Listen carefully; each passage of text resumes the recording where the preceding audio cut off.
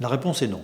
Il faut proposer un traitement chirurgical à des patients qui souffrent de leurs hémorroïdes après échec du traitement médical et instrumental.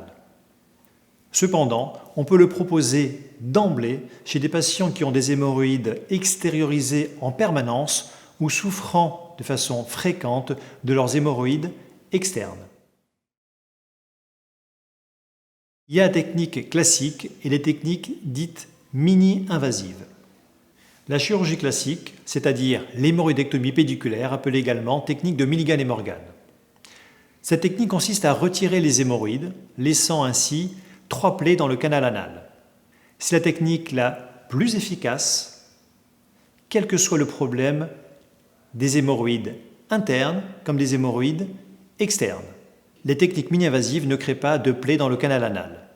Elles sont indiquées chez les patients souffrant d'hémorroïdes internes qui se prolapsent, c'est-à-dire qui s'extériorisent et se réintègrent soit spontanément, soit à l'aide des doigts. Elles ont pour objectif de diminuer la taille des hémorroïdes et de les fixer à la partie haute du canal anal. La ligature des artères hémorroïdaires guidée par Doppler associée de mucopexie permet de diminuer l'arrivée de sang dans les hémorroïdes, puis de les fixer dans le canal anal à sa partie haute.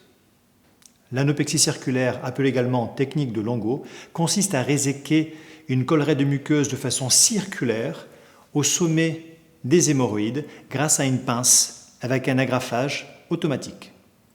D'autres techniques, comme le laser et la radiofréquence, sont plus rares. Elles consistent à détruire et à remonter par un processus de cicatrisation les hémorroïdes dans la partie haute du canal anal.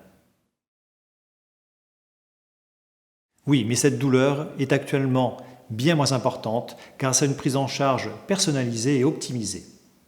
La douleur est en réalité surtout présente lors de la première selle et lors des soins les 7 à 10 premiers jours après l'intervention chirurgicale. Entre les deux, grâce au traitement médical, elle est peu importante, voire absente. La chirurgie mini-invasive est bien moins douloureuse et permet de ce fait une reprise des activités habituelles, en général, au bout de quelques jours. La ligature des artères hémorroïdaires guidée par Doppler avec mucopexie est une chirurgie qui, en général, a peu de complications, essentiellement des saignements, des envies pressantes d'aller aux toilettes, des douleurs qui sont peu importantes. Elles sont parfois plus intenses, mais le cas de figure est rare.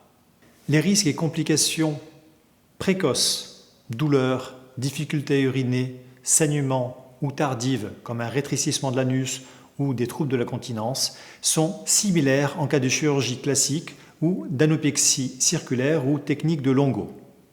Les complications après chirurgie par laser et radiofréquence sont peu importantes, peu fréquentes, mais la technique, encore une fois, est en cours d'évaluation.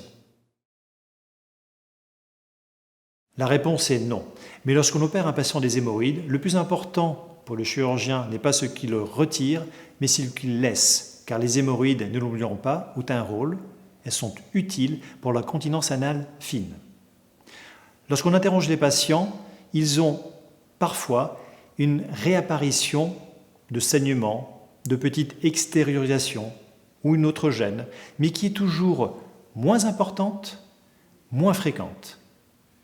En général, la plupart du temps même, ils conseillent toujours à leur entourage de faire cette chirurgie et regrettent de ne pas l'avoir faite plus tôt.